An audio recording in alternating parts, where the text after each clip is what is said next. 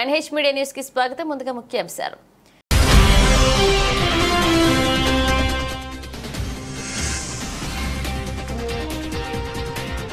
యుద్ధం అంచున గల్ఫ్, విస్తృతమవుతున్న ఇజ్రాయెల్ హమాస్ వార్.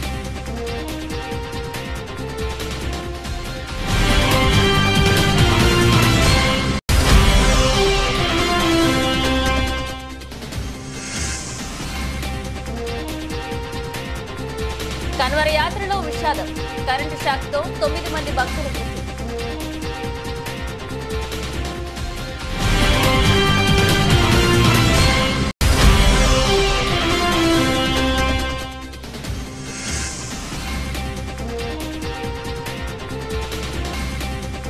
అమరావతికి మహార్దశ, రాజధాని నిర్మాణంపై వేగంగా అడుగులు.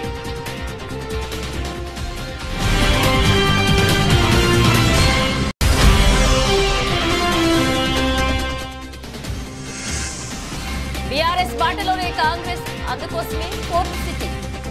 రేవంత్ ప్రభుత్వంపై బండి సంజయ్ సంచలన ఆరోపణలు.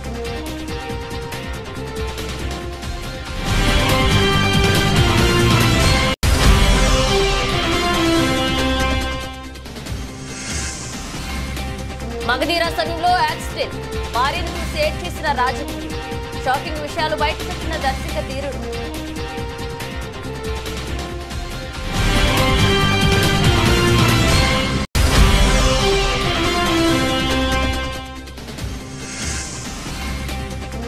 భారీ నష్టాల్లో స్టాక్ మార్కెట్ సూచీలు.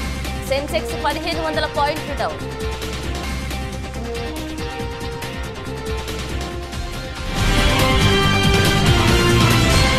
ఇజ్రాయెల్ హమాస్ మిలిటెంట్ గ్రూప్ మధ్య గత 10 నెలలుగా కొనసాగుతున్న యుద్ధం మరింత విస్తృతమయ్యే అవకాశం కనిపిస్తుంది.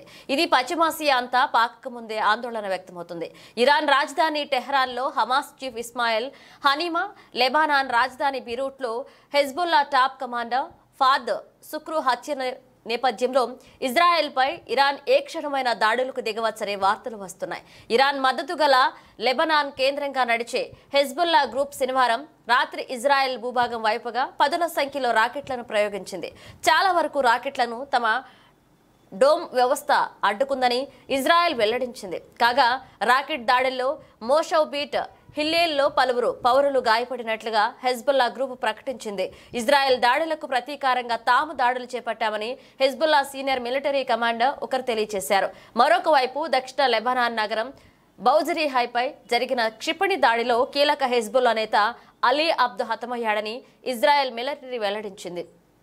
ఇజ్రాయెల్ హమాస్ మధ్య జరుగుతున్న ఈ యుద్ధం Abraham alliance versus axis of resistance మారనుందా అంటే అవురనే సమాధానం వినిపిస్తుంది.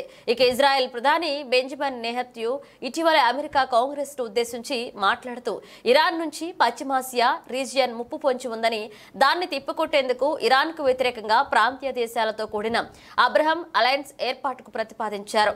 ఇది అబ్రహం ఒప్పందానికి పొడిగింపు వంటిది. ఇరాన్ ప్రభుత్వానికి వ్యతిరేకంగా ప్రధానంగా దాని మద్దతు గల దేశాలు గ్రూపులతో కూడిన యాక్సిస్ ఆఫ్ రెసిస్టెన్స్ ను వ్యతిరేకంగా ఇజ్రాయెల్తో దౌత్యపరమైన సంబంధాలు ద్వారా పలు దేశాలను ఐక్యం చేసేదే అబ్రహం ఒప్పందం. దీన్ని 2020 సెప్టెంబర్లో ప్రారంభించారు.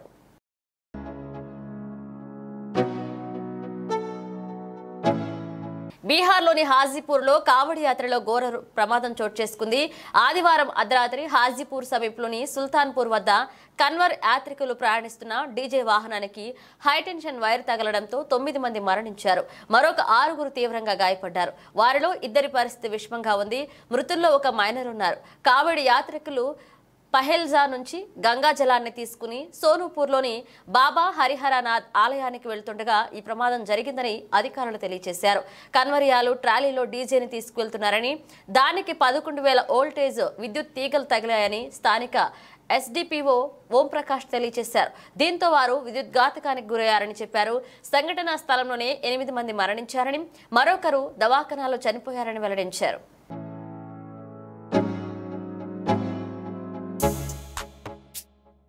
అమరావతికి మహర్దశ పట్టనుంది. ఆంధ్రప్రదేశ్లో చంద్రబాబు నేతృత్వంలోని కూటమి ప్రభుత్వం అధికారంలోకి వచ్చాక అమరావతి నిర్మాణంపై మళ్లీ వేగంగా అడుగులు పడుతున్నాయి. అమరావతి నిర్మాణం కోసం గతంలో మాస్టర్ ప్లాన్ సిద్ధం చేశారు. ఇప్పుడు అదే ప్లాన్ ప్రకారం నిర్మాణం చేయాలని ప్రభుత్వం నిర్ణయించుకుంది. దీనికి కేంద్రం నుంచి కూడా సాయం అందుతుంది. సుమారు 15,000 కోట్ల రూపాయలు అమరావతి నిర్మాణానికి కేంద్ర బడ్జెట్లో కేటాయింపులు చేయడంతో పనుల్లో వేగం పెరిగింది. ప్రస్తుతం ఉన్న నిర్మాణాలు ఏంటి? అమరావతిపై ఏపీ ప్రభుత్వం ఎలా ముందుకు వెళ్లనుంది?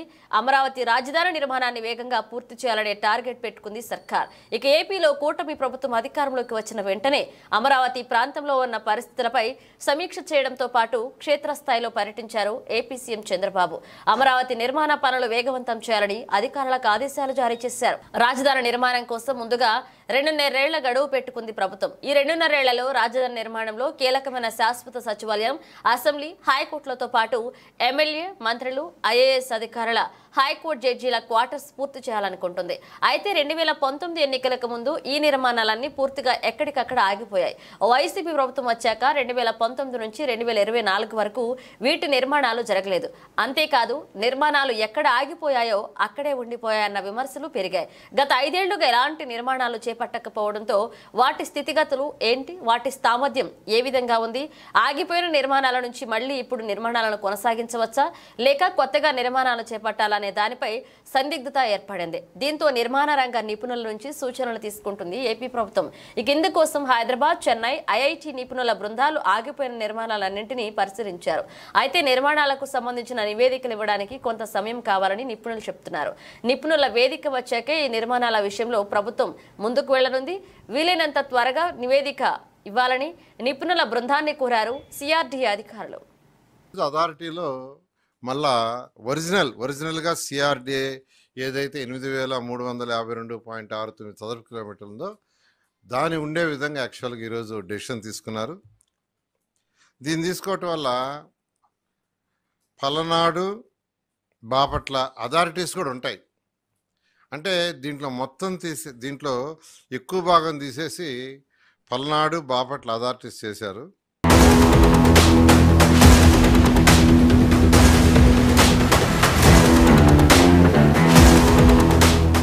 రాజధాని ప్రాంతంలోని రైతులకు సీఎం చంద్రబాబు గుడ్ న్యూస్ చెప్పారు. రాజధాని కోసం భూములిచ్చిన రైతుల కౌలు డబ్బులు మరో 5 ఏళ్ల పాటు పెంచుతూ ప్రభుత్వం నిర్ణయం తీసుకుంది. ఏపీ రాజధానికి రైతులు 30,000 ఎకరాల వరకు భూములివ్వగా ప్రతి ఎకరానికి 10 ఏళ్ల పాటు ప్రభుత్వం వార్షిక కౌలు చెల్లించాలని చంద్రబాబు ప్రభుత్వం సిఆర్డీఏ నిర్ణయించింది. ఈ గడువు ముగియడంతో మరో 5 ఏళ్ల పాటు కౌలు అందించాలని ప్రభుత్వం తాజాగా నిర్ణయం తీసుకుంది. రాజధానిలో భూమి లేని పేదలకు చెల్లిస్తున్న పింఛను కూడా మరో 5 ఏళ్ల పాటు ఇస్తారు. వేరే పనులు చేసుకుంటున్న వారికి నిలిపివేసిన పింఛన్లను పునరుద్ధరించడంపై కేబినెట్లో చర్చించి నిర్ణయిస్తారు.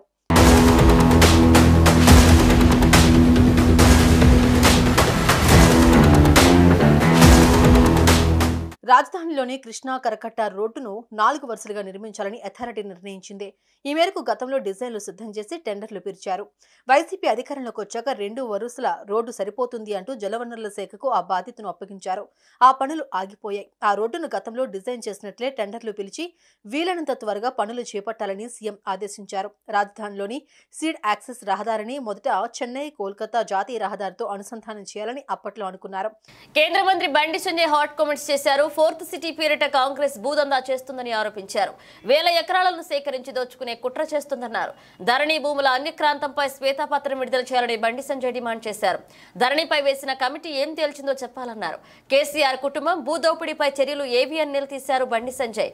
మహేశ్వరం నియోజకవర్గంలోని గుర్రంగూడలో పర్యటించిన కేంద్ర మంత్రి బండి సంజయ్ ప్రభుత్వం ఏర్పాటు చేస్తామన్న ఫోర్త్ సిటీ అంశంపై సంచలన ఆరోపణలు చేశారు. ఫోర్త్ సిటీ వెనుక కాంగ్రెస్ భూదందా ఉందన్నారు. 1000 ఎకరాలు సేకరించి దోచుకునే కుట్రను కాంగ్రెస్ ప్రభుత్వం చేస్తుందన్నారు. ఎన్నికల సమయంలో అప్పటి బీఆర్ఎస్ ప్రభుత్వంపై కాంగ్రెస్ చేసిన ఆరోపణలను నిగ్గు తేల్చాలని రేవంత్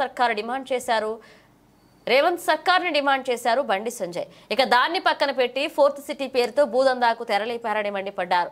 ధరణి పేరుతో దాదాపు 2 లక్షల కోట్ల స్కామ్ జరిగిందని గతంలో మీరు ఆరోపించారు. ఇక దానిపై ఎలాంటి చర్యలు తీసుకున్నారు? దేశంలోనే అతిపెద్ద స్కామ్ గా ధరణిని పేర్కొంటున్న నేపథ్యంలో ఎలాంటి అంశాలు తేల్చాలో కాంగ్రెస్ ప్రభుత్వం చెప్పాలన్నారు. చూస్తుంటే బీఆర్ఎస్ బాటలోనే కాంగ్రెస్ కూడా నడుస్తుందనిపిస్తుందన్నారు. మరో భూదందాకు కాంగ్రెస్ తెరలేపిందని బండి సంజయ్ ఆరోపించారు. రావడం జరిగింది. మా బొక్క నరసింహారెడ్డి గారు, మా శ్రీరాములు యాదవ్ గారు, చాలా రోజుల నుంచి తప్పకుండా రావాలని చెప్పి వారి యొక్క విజ్ఞప్తి మేరకు అమ్మవారిని దర్శించుకోవడానికి మా నాయకులను కార్యకర్తలను కలవడానికి ఈరోజు బోనాల కార్యక్రమం రావడం జరిగింది. ఒక మంచి వాతావరణంలో ఈరోజు బోనాల పండుగ కార్యక్రమం జరుగుతూ ఉన్నది. బోనాల కార్యక్రమం యొక్క విశేషత మనకు తెలుసు. అనేక రకాలుగా ఇవాళ ప్రజలు బోనాల పండుగ ఎందుకు నిర్వహించుకుంటారో చెప్తా ఉంటారు. ముఖ్యంగా ఈ భాగ్యనగర్ ఉమ్మడి జిల్లా ఈ పరిసర ప్రాంతాల్లో రంగారెడ్డి కానీ మేడ్చల్ ఈ ప్రాంతాల్లో కూడా గతంలో ప్లేగు వ్యాధి వచ్చినప్పుడు కానీ మూసీ నది వరదలతో ప్రజలు ఇబ్బంది పడుతున్న తరుణంలో అప్పుడు సామాన్య ప్రజలతో పాటు ఆర్మీ జవాన్లు కూడా ఆ తల్లి యొక్క శక్తిని గ్రహించి ఆ తల్లికి బోనం సమర్పిస్తే ఆ తల్లి శాంతించి కష్టాల్లో ఇబ్బందులు ఉన్నటువంటి ఈ సమాజాన్ని కాపాడుతుందని చెప్పి ఒక విశ్వాసం నమ్మకంతో ఆ తల్లికి నైవేద్యం సమర్పించాలని చెప్పి ఆలోచనతో నిర్వహించుకునే పండుగనే ఈ బోనాల పండుగ ఈ ఆషాఢ మాసంలో వస్తూ ఉంటుంది. సైంటిఫిక్ రీజన్ కూడా ఉంది. ఆ బోనం చుట్టూ పసుపుతో అలంకరించడం తల్లికి బోనం సమర్పించినటువంటి ఆ బోనం చుట్టూ వేపాకు దాని ద్వారా బ్యాక్టీరియా పోయి ఒక యాంటీబయాటిక్ లెక్క పనిచేస్తున్న ఒక విశ్వాసం నమ్మకం కూడా సైంటిఫిక్ రీజన్ కూడా దీనిలో ఉంది. దాన్ని దృష్టిలో ఉంచుకునే ఒక పండుగ వాతావరణంలో ఈ బోనాల పండుగను ఈ భాగ్యనగర్ లో ప్రారంభమైన బోనాల పొలిటికల్ ఫ్రెండ్షిప్ అంటే టక్కున గుర్తొచ్చేది వైఎస్ రాజశేఖర రెడ్డి, కేవీపీ రామచంద్రరావు. వీరిద్దరిని మించిన ఫ్రెండ్షిప్ మరొకటి లేదనే చెప్పాలి. మనుషులు వేరు కానీ మనసులు ఆలోచనలు ఒకటే, సేమ్ టు సేమ్. ఇప్పుడు తెలంగాణ పాలిటిక్స్ లో ఫ్రెండ్షిప్ అంటే టక్కున గుర్తొచ్చేది ఇద్దరు వ్యక్తులు. ఒకరు తెలంగాణ సీఎం రేవంత్ రెడ్డి, మరొకరు ఆయన ముఖ్య సలహాదారు వేం నరేందర్ రెడ్డి. వీరు కూడా అచ్చం వైఎస్ఆర్ కేవీపీ లాగానే పాలు నీళ్లలా కలిసిపోయారు. ఫ్రెండ్షిప్ డే సందర్భంగా వీరి మధ్య ఉన్న స్నేహంపై ఓ లుక్ ఇద్దాం. పాలిటిక్స్ లో ఫ్రెండ్షిప్ అనేది చాలా అరుదుగా ఉంటుంది. రాజకీయాల్లో ఉండే పరిస్థితుల కారణంగా ఎప్పటికప్పుడు సమీకరణాలు మారిపోతుంటాయి. కొందరు మాత్రం పరిస్థితులు ఎలాగున్నా స్నేహానికి పెద్దపీట వేస్తారు. పొలిటికల్ ఫ్రెండ్షిప్ లో ప్రధానంగా గుర్తుకు వచ్చేది దివంగత CM YS Rajasekhara Reddy, KVP Ramachandra Rao. వీరిద్దరి మధ్య స్నేహం రాజకీయాల్లో ఎవర్ గ్రీన్ అని చెప్పొచ్చు. ఆ తర్వాత హైదరాబాద్ బ్రదర్స్ గా పేరొందిన దివంగత కాంగ్రెస్ నేత పి జనార్దన్ రెడ్డి, ప్రస్తుత బీజేపీ నేత మర్రి శశిధర్ రెడ్డి మధ్య కూడా స్నేహానికి చిరునామాగా నిలిచారు. ప్రస్తుత తెలంగాణ రాజకీయాల్లో అచ్చం అలాంటి స్నేహపూర్వక వాతావరణం ప్రస్తుత సీఎం రేవంత్ రెడ్డి, వేం నరేందర్ రెడ్డి మధ్య కొనసాగుతుంది. సీఎం రేవంత్ రెడ్డి, వేం నరేందర్ రెడ్డిల మధ్య బంధం ఇప్పటిది కాదు, 16 ఏళ్లుగా వీరి మధ్య స్నేహ బంధం కొనసాగుతుంది. అది మరింత బలోపేతమవుతుంది. తెలుగుదేశం పార్టీలో ఉన్నప్పుడు వేం నరేందర్ రెడ్డిని ఎమ్మెల్సీని చేసేందుకు రేవంత్ రెడ్డి గట్టి ప్రయత్నాలు చేశారు. ఆ సందర్భంలోనే ఓటుకు నోటు కేసులో రేవంత్ రెడ్డి ఇరుక్కోవాల్సి వచ్చింది. ఈ కేసులో రేవంత్ రెడ్డి ఎన్ని ఇబ్బందులు పడినా కానీ వేం నరేందర్ రెడ్డితో స్నేహం మాత్రం కంటిన్యూ చేశారు. వేం నరేందర్ రెడ్డి కూడా రాజకీయంగా ప్రతి విషయంలో రేవంత్ రెడ్డికి అండగా నిలుస్తున్నారు. కాంగ్రెస్ పార్టీలో ఇద్దరు కలిసి జర్నీ చేయడం, ప్రతి ఆపదలో ఒకరికి ఒకరు తోడు నీడగా నిలుస్తున్నారు. తెలంగాణలో కాంగ్రెస్ అధికారంలోకి రావడంతో రేవంత్ రెడ్డి ముఖ్యమంత్రి అయ్యారు. సీఎం అయ్యాక తన స్నేహితుడికి తగిన ప్రాధాన్యం కల్పించారు. వేం నరేందర్ రెడ్డిని ప్రభుత్వ సలహాదారుగా నియమించడం ద్వారా తన స్నేహాన్ని చాటుకున్నారు సీఎం రేవంత్ రెడ్డి. మిగతా వారిని ప్రభుత్వ సలహాదారులుగా నియమించిన వేం నరేందర్ రెడ్డి ఒక్కరిని మాత్రం సీఎం సలహాదారుగా పక్కన పెట్టుకున్నారు రేవంత్ రెడ్డి. ప్రస్తుతం ప్రభుత్వ అధినేతగా ముఖ్యమంత్రి రేవంత్ రెడ్డికి ప్రతి విషయంలో చేదోడు వాదోడుగా ఉంటున్నారు వేం నరేందర్ రెడ్డి. సీఎం ఆదేశాలను, ఆలోచనలను అత్యంత సమర్థవంతంగా నిర్వర్తిస్తున్నారు. ప్రస్తుతం పొలిటికల్ గా అనేక సందర్భాల్లో వేం నరేందర్ రెడ్డి కీలక పాత్ర పోషిస్తున్నారు. ప్రభుత్వం తీసుకునే కీలక నిర్ణయాల్లో సైతం నరేందర్ రెడ్డి ఉంటున్నారంటేనే సీఎం ఆయనకు ఎంత ప్రాధాన్యత ఇస్తున్నారో అర్థం చేసుకోవచ్చు. ఒక్క మాటలో చెప్పాలంటే గతంలో రాజశేఖర రెడ్డికి కేవీపీ రామచంద్రరావు ఎలాగో ప్రస్తుతం రేవంత్ రెడ్డికి వేం నరేందర్ రెడ్డి అచ్చం అలాగే వ్యవహరిస్తున్నారు. రాజకీయాల్లో సీఎం రేవంత్ రెడ్డి, వేం నరేందర్ రెడ్డిల మధ్య బంధం ప్రత్యేకంగా చెప్పుకోవాల్సిందే. కష్ట సుఖాల్లో ఒకరికొకరు తోడుగా ఉంటూ తమది నిజమైన స్నేహమని నిరూపించారు ఇరువురు నేతలు.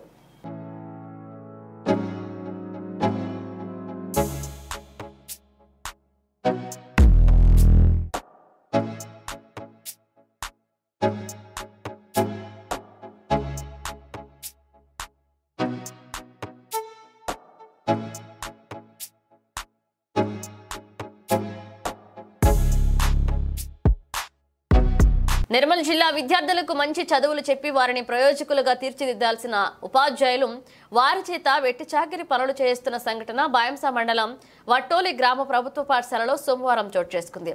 బలపం అందించి అక్షరాలు దిద్దే చేతులకు చీపురిచ్చి చెత్తను ఊడిపిస్తున్నారు. అందుకు సంబంధించిన వీడియోలు, ఫోటోలు సామాజిక మాధ్యమాల్లో వైరల్ అయ్యాయి. చిన్న పిల్ల నొక్కిపిస్తున్నారు. ముంగడుకో అట్లా పట్టద్దు. హైదరాబాద్ ఇందిరా పార్క్ దగ్గర బీసీ భవనంలో న్యూ ఇండియా పార్టీ ఉపాధ్యక్షులు మాదరబోయిన నరసయ్య ఏర్పాటు చేసిన సమావేశంలో మాట్లాడుతూ తెలంగాణ రాష్ట్రంలో తెలంగాణ రజక రిజర్వేషన్ సమితి చేస్తున్న పోరాటానికి సంపూర్ణ మద్దతు తెలియజేశారు. ఎస్సీ జాబితాలో చేర్చాలని గత 7 సంవత్సరాలుగా ఎన్నో పోరాటం చేస్తూ రాష్ట్ర రజక కులస్తులకు అవగాహన కల్పిస్తున్న గోపి రజక బృందానికి మా సంపూర్ణ మద్దతు ఉంటుందని రజక కులస్తులను గతంలో అసెంబ్లీ సాక్షిగా చెప్పిన ముఖ్యమంత్రి వర్యులు రేవంత్ రెడ్డి తన మాటలను నిలబెట్టుకోవాలని సందర్భంగా గుర్తు చేశారు. ఎస్సీ ఉద్యమానికి ఎప్పుడూ పిలుపునిచ్చినా అందుకే మేము అండగా ఉంటామని వారు అన్నారు. National political justice front convener Madaraboina Narasaiah Telangana రాష్ట్రంలో రజక కుల వృత్తిని ఆసరా చేసుకొని గ్రామాలు మొదలు పట్టణాల వరకు ఈ చాకలి వృత్తిని ఆధారం చేసుకుని జీవిస్తున్నటువంటి రజకులు ఎన్నో రకాలుగా వివక్షకు గురవుతున్నారు. ఎందుకంటే మనం ఈరోజు ఈ తెల్లటి వస్త్రాలను ధరిస్తున్నామంటే వారి యొక్క శ్రమ ఇక్కడ మనం గుర్తించాల్సినటువంటి అవసరం ఉంది. ఇప్పటికీ గ్రామాలలో రజకుల్ని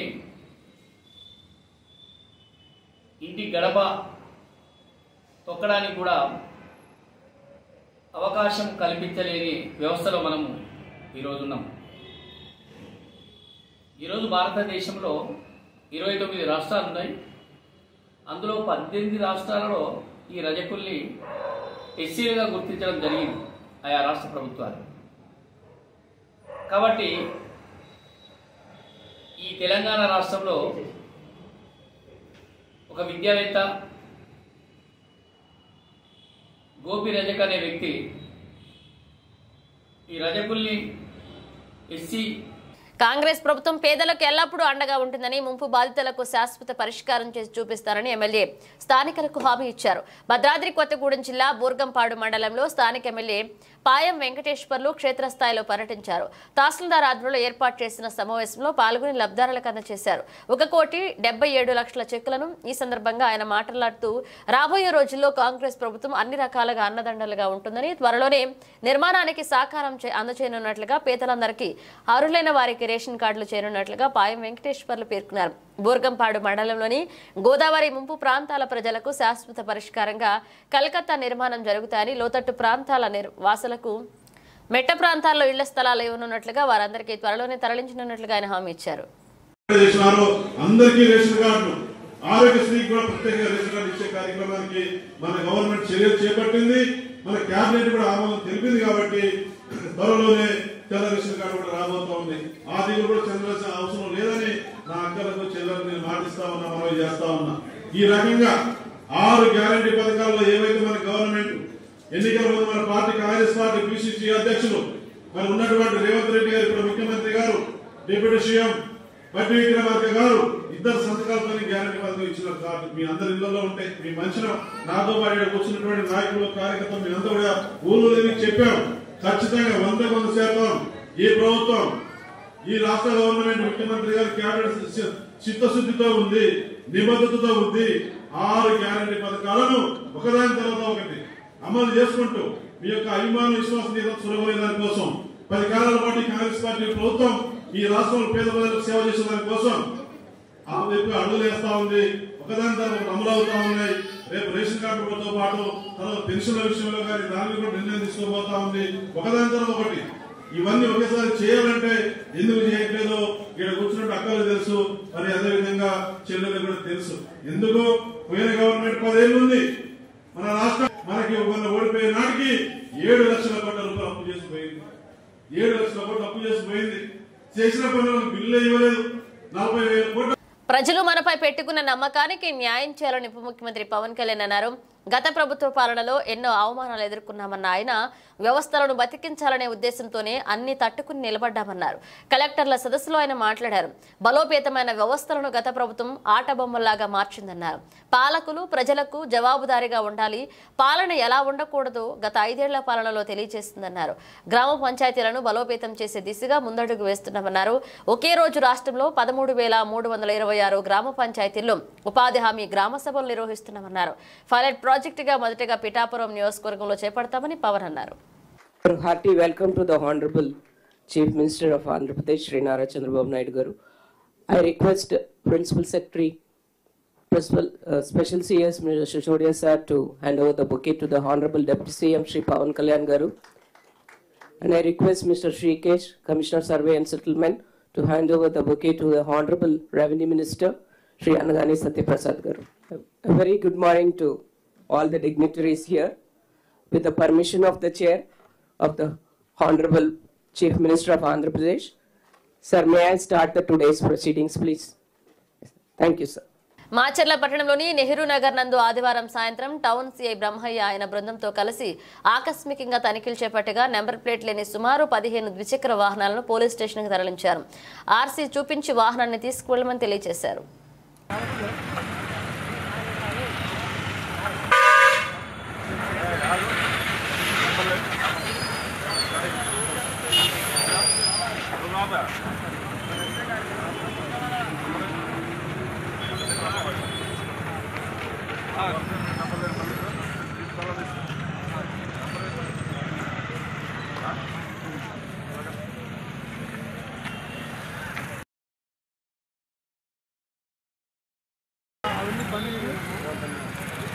ఆయన దాని అవతారం ఏంది, దాని వాలకం ఏంది, అసలు ఏంది అది? ఎత్తకొచ్చిన బండా, దొంగ బండా, లేకపోతే ఏంది కాటాకేసిన బండి? మన తెలుగు సినిమాని ప్రపంచ స్థాయికి తీసుకెళ్లిన డైరెక్టర్ రాజమౌళి. మొదటి సినిమా నుంచి ఇప్పటి వరకు అన్ని సూపర్ హిట్ సినిమాలు చేసిన సంగతి తెలిసిందే. ప్రతి సినిమాని భారీగా తెరకెక్కించారు. త్రిపురార్ సినిమాతో ప్రపంచ వ్యాప్తంగా గుర్తింపు రావడంతో తాజాగా నెట్ఫ్లిక్స్ రాజమౌళిపై మోడ్రన్ మాస్టర్స్ అనే పేరుతో డాక్యుమెంటరీ తెరకెక్కించింది. మోడ్రన్ మాస్టర్స్ డాక్యుమెంటరీలో రాజమౌళి సన్నిహితులు పలువురు బోలెడు ఆసక్తికర విషయాలు తెలిపారు. ఈ క్రమంలో రాజమౌళి ఓ ఎమోషనల్ సంఘటనని షేర్ చేసుకున్నాడు. రాజమౌళి మాట్లాడుతూ, మగధీర షూటింగ్ సమయంలో మాకు యాక్సిడెంట్ అయింది. మేము ఒక రిమోట్ ప్లేస్ లో డ్రైవ్ చేస్తూ వస్తుంటే ఒక పెద్ద యాక్సిడెంట్ అయింది. అందరికీ గాయాలయ్యాయి. రమాకి నడుమ కింద స్పర్శ కూడా పోయింది. ఆల్మోస్ట్ పక్షవాతం వచ్చిందనుకున్నాం. దగ్గరలో హాస్పిటల్ కూడా లేదు. తెలిసిన డాక్టర్స్ అందరికీ ఫోన్ చేస్తూ నా భార్యను చూస్తూ ఏడ్చేశానని తెలిపారు. ఇక ఆ తర్వాత హాస్పిటల్లో చేరి రికవరీ అయినట్లుగా తెలిపారు రాజమౌళి.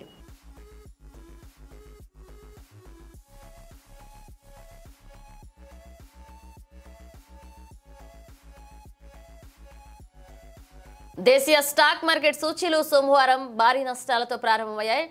మాంద్యం భయాలతో అంతర్జాతీయ మార్కెట్లలో నెలకొన్న ప్రతికూల పరిస్థితులు మన సూచీలపై ప్రభావం చూపుతున్నాయి. ఉదయం 9:23 గంటల సమయంలో సెన్సెక్స్ 1502 పాయింట్ల నష్టపోయి 79,479 వద్ద కొనసాగుతుంది. నిఫ్టీ 466 పాయింట్లు కోల్పోయి 24,251 వద్ద ట్రేడ్ అవుతుంది. డాలర్తో పోలిస్తే రూపాయి మారకం విలువ 83.78 వద్ద ప్రారంభమైంది. సెన్సెక్స్ 30 సూచీలో సన్ఫార్మా, HUL షేర్లు మాత్రమే లాభాల్లో ఉండడం గమనార్హం.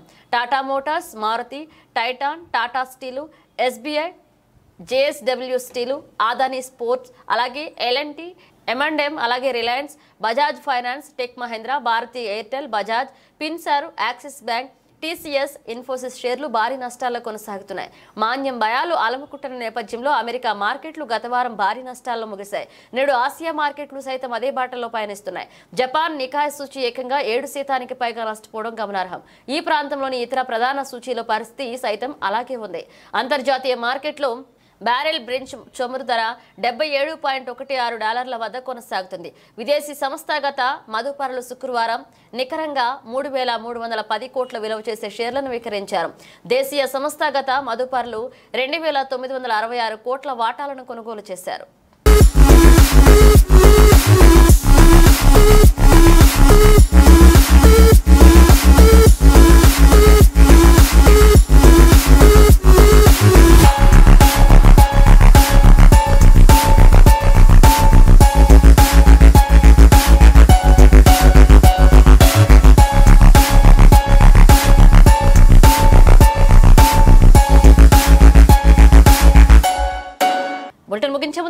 మరోసారి.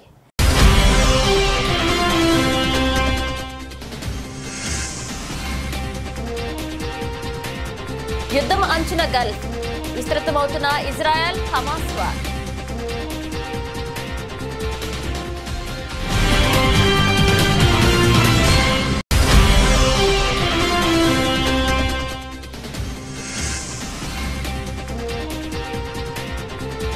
కన్వర యాత్రలో విషాదం, కరెంటు షాక్తో 9 మంది భక్తుల మృతి.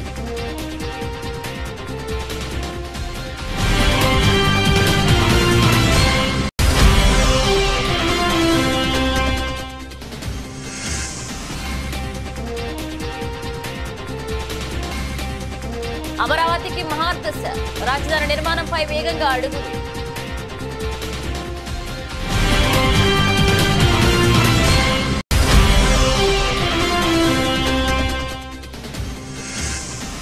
బీఆర్ఎస్ బాటలోనే కాంగ్రెస్, అందుకోసమే ఫోర్త్ సిటీ. రేవంత్ ప్రభుత్వంపై బండి సంజయ్ సంచలన ఆరోపణలు.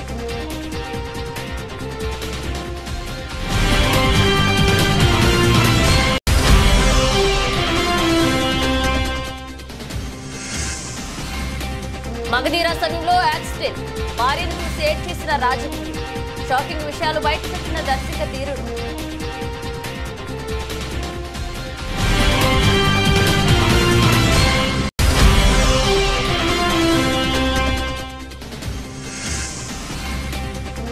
భారీ నష్టాల్లో స్టాక్ మార్కెట్ సూచీలు. సెన్సెక్స్ 1500 పాయింట్లు డౌన్.